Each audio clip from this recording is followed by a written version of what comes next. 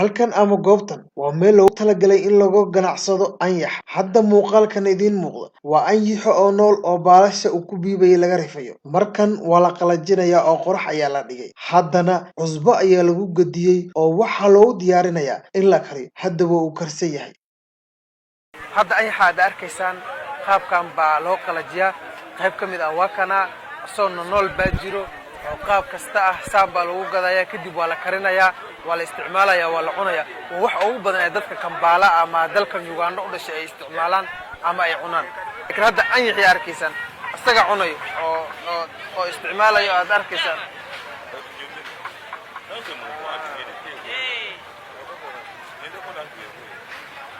Have you seen what he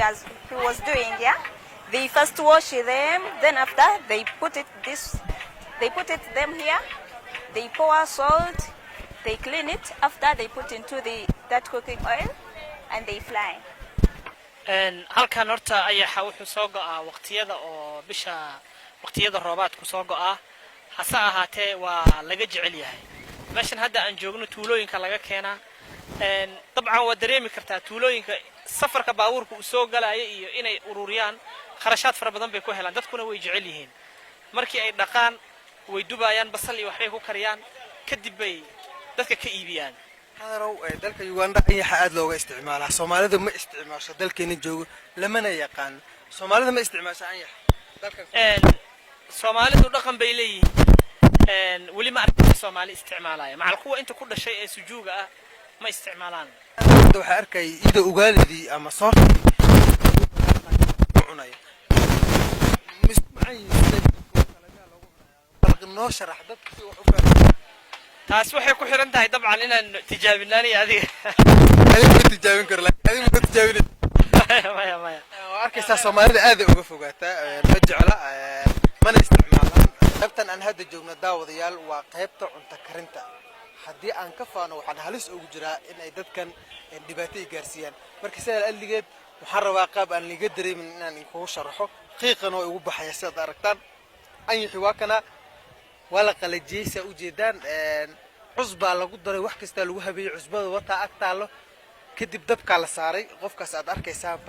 baa dabka saaray ugaali baa hadda lagu dhex karinayaa sida idin muuqata oo qiiqasay ugu baxaya dareemi kartaan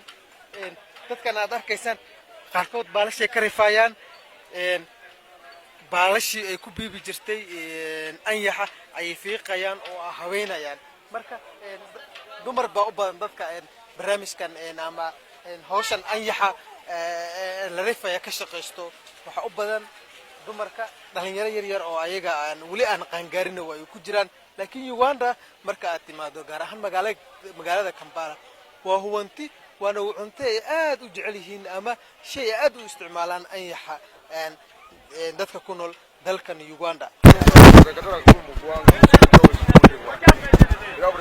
guud ahaan daawadayaal intaas ayaan ku saafmeynaa barnaamijkii aan kaga diyaarinay anyaxa Kampala wali ku sugannahay barnaamijyo badan oo xiiso badan oo ay idin soo gudbin doonaa oo aan idin diyaarinay laakiin inta ka horeysa daawadayaal waxaan ku codsanaynaa in aad YouTube-ka barteena aan ku leenahay Fresh Media in aad la socotaan oo aad subscribe saartaan like saartaan share aad raadaan insha Allah